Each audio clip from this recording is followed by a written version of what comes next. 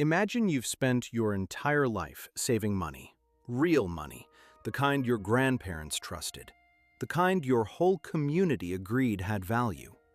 Then one day, someone figures out how to print unlimited copies of it for almost nothing. They flood your market. Your savings don't disappear overnight. They just slowly become worth less and less, until one morning, they're worth nothing at all. That's not a metaphor. It happened in copper and bronze on the coast of West Africa, starting in the 1400s. And the object at the center of it was a bracelet. This is Money Origins, where we follow the history of money into the places most people don't think to look. Today, that place is a copper bracelet called the manilla. By the end of this, you'll understand how a simple piece of bent metal held an entire regional economy together for 5 centuries, and why the way it was destroyed is one of the clearest economic lessons history ever produced. There's a moment near the end of this story that connects directly to something happening in modern economies right now. Stay with it. The manilla was a horseshoe-shaped bracelet, open at one end, usually made of copper or bronze. It was worn on the wrist. It was stacked in bundles. It was counted in trades. Along the West African coast, from modern-day Nigeria through Benin, Ghana, and beyond, it functioned as money in the fullest sense. Not barter, not a gift, money. What made it work was exactly what makes any money work: scarcity and consensus. Communities agreed on its value. Craftsmen couldn't produce it infinitely. Copper had to be sourced, smelted, shaped. The supply was real, so the value was real. By the time Portuguese traders arrived on the West African coast in the 1400s, the manilla was already embedded in trade across the region. Markets ran on it. Debts were denominated in it. Wealth was measured in it. The Portuguese didn't invent the manilla. They found it and immediately understood what they were looking at. Here's what the Portuguese understood that West African communities couldn't have known yet: manillas could be manufactured cheaply in Europe. Copper and brass production in 16th century Europe was far more industrialized than anything available along the West African coast. European traders began importing manillas by the shipload, not as currency for their own use, but as a trading instrument.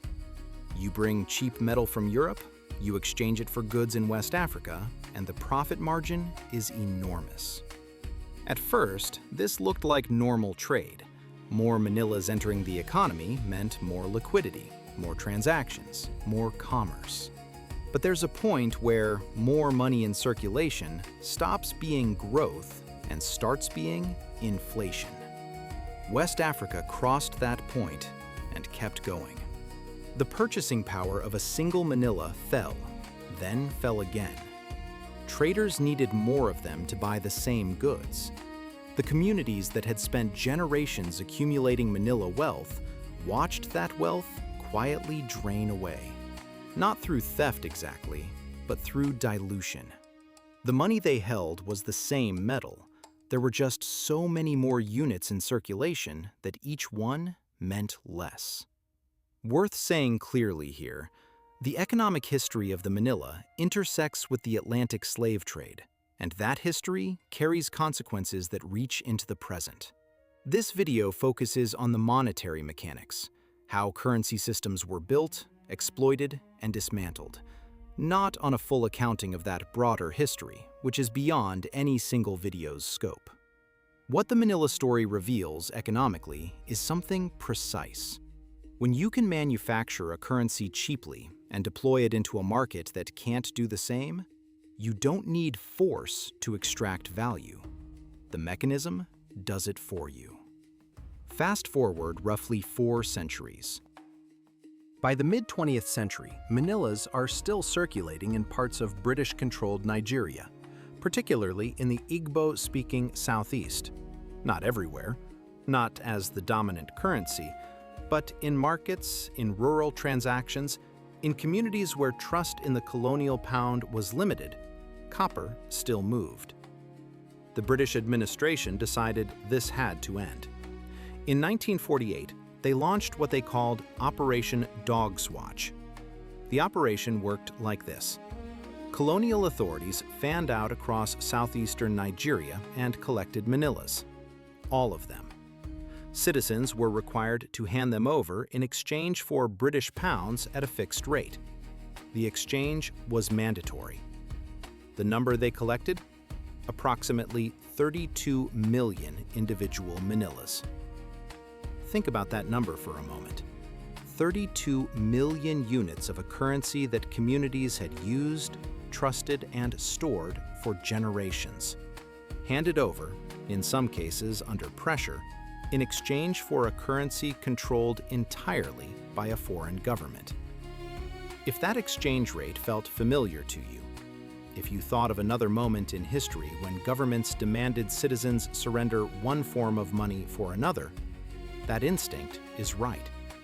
The mechanism is the same one that appeared in Britain's Great Recoinage and in the gold confiscation policies of the 20th century. The specific asset changes. The structure doesn't. After Operation Dogswatch, the manilla was officially dead as currency. The British melted most of what they collected. Some pieces survived in collections. Most did not. Here's the thing about the manilla that makes it worth remembering. It wasn't a primitive system. It was a functional, trusted currency that worked for 500 years. What broke it wasn't a flaw in the design.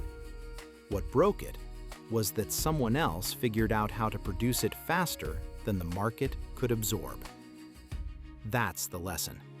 Not copper is fragile, but rather, any currency is only as strong as the cost of creating more of it.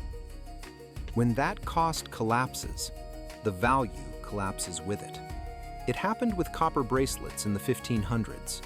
It happened with silver coinage when governments started debasing it. And when you look at modern monetary systems, at what happens when central banks can expand supply without physical constraint, you're watching the same mechanism. Different metal, same math. A quick note, as always, the economic history here is well documented, but monetary systems are complex, and reasonable people interpret these patterns differently. Nothing in this video is financial advice, just history worth understanding. If the Manilla story stayed with you, a like genuinely helps this channel reach people who'd find it worth watching. And if you want more of this, the hidden economics behind forgotten currencies, the moments when money systems broke and why, subscribe. There's a lot more where this came from.